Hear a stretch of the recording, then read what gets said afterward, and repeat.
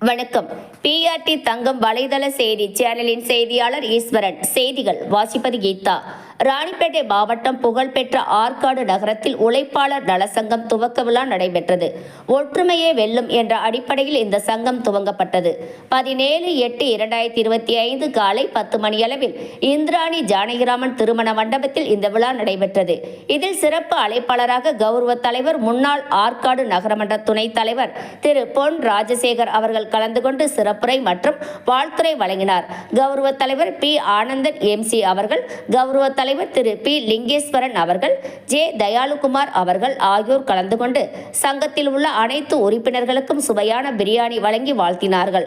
உழைப்பாளர் நலசங்கத்தின் தலைவர் ஆர் சேகர், செயலாளர் திரு வேங்கடம், பொருளாளர் முரளிதரன், கே எம் சீனிவாசன் துணைத் தலைவர், வி ஆர் அப்துல் ரஹீம் பொருளாளர், ஏசி ஜெயமதன் துணை பொருளாளர், மேலும் சங்கத்தில் உள்ள அனைத்து உறுப்பினர்களும் கலந்து கொண்டு இந்த துவக்க விழாவை சிறப்பித்தார்கள். கௌரவ தலைவர், முன்னாள் ஆற்காடு நகரமன்ற துணைத் தலைவர் பொன் ராஜசேகர் அவர்கள் பேசும் பொழுது, சங்கம் தொடங்குவது பெரிய நிகழ்வல்ல. அந்த சங்கத்தில் உள்ள ஒவ்வொரு உறுப்பினரும் கடைசி வரை ஒற்றுமையாக இருந்து அந்த சங்கத்தை வளர்ச்சி பாதையில் கொண்டு சென்று அடுத்த தலைமுறைக்கு கொண்டு சென்று சேர்க்க வேண்டும். அந்த சங்கம்தான் சிறந்த சங்கம் என்று வாழ்த்தினார்.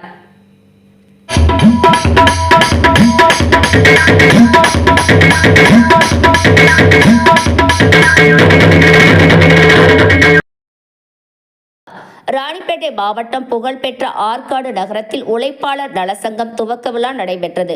ஒற்றுமையே வெல்லும் என்ற அடிப்படையில் இந்த சங்கம் துவங்கப்பட்டது.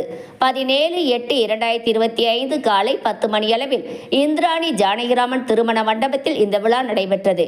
இதில் சிறப்பு அழைப்பாளராக கௌரவ தலைவர், முன்னாள் ஆற்காடு நகரமன்ற துணைத் தலைவர் திரு பொன் ராஜசேகர் அவர்கள் கலந்து கொண்டு சிறப்புரை மற்றும் வாழ்த்துரை வழங்கினார்.